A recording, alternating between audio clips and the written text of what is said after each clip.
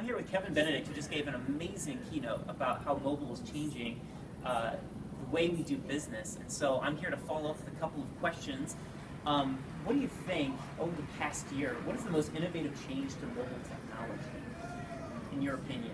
Yeah, well, it is going to be around the personalization and I think the relevance.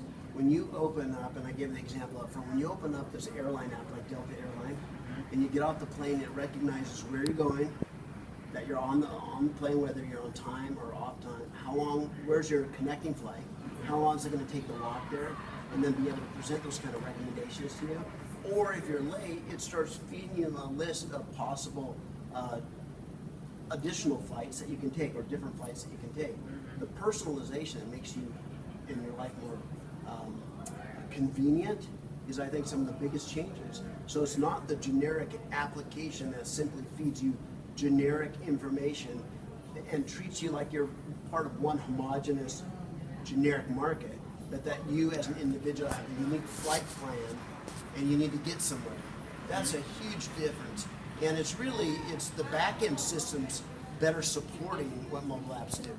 Interesting. And I think you're probably going to go into this, but the next question is, so based on your conversations with a lot of technology leaders in mobile and in this world, what do you think are the biggest challenges that companies have to overcome when adopting these new technologies, personalization?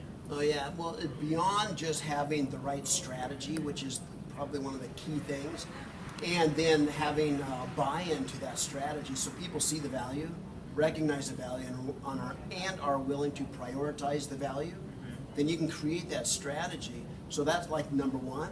But then you go back in and you say it's taking those inventories and being really honest with your own business, about your business processes, your talent, your IT environments, and say what needs to change here. Because the world of today is not the world of tomorrow. And if you try to use today's technology tomorrow, it just won't cut it. So you need to have that path defined honestly and really prioritize that. And and I recognize the importance of bottom line and everybody watching that, but there's got to be the opportunity to rebuild and re-engineer yourself from the traditional way things are going to the age of the mobile need. Interesting. So you mentioned Delta. Do you have any other examples of companies that you think are kind of ahead of the game, or at least keeping up on pace with? Oh yeah, I mean, if we look at Amazon Prime, one click to order anything, right? So one of the things I referenced in my presentation is the fact that my dogs seem to know the UPS man more than I do.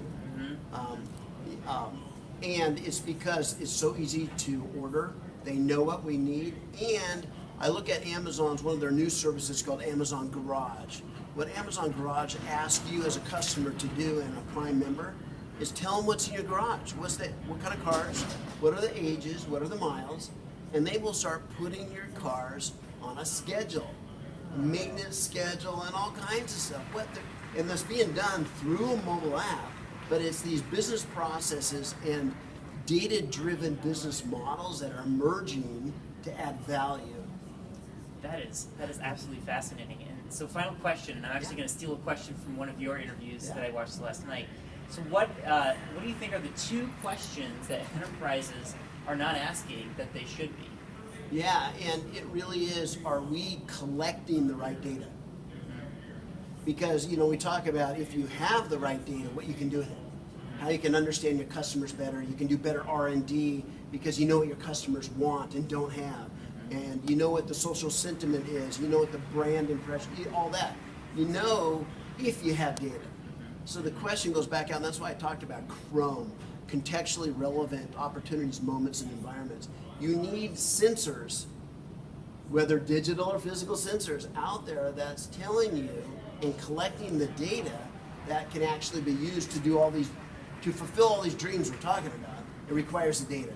And if you're not collecting it, there's no way you can get there. So where do I collect the data is one of those first initial key questions. Number two is really finding business meaning from the data you collect.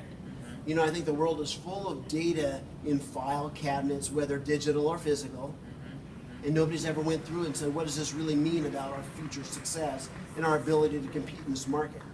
So being able to actually use the tools available today in such a way that it tells you what your customers want, how you're really doing, how you can improve your business, and then defining those as such so that the guys that aren't the data scientists, but the business guys, they can get clear instructions of what needs to happen based on real data.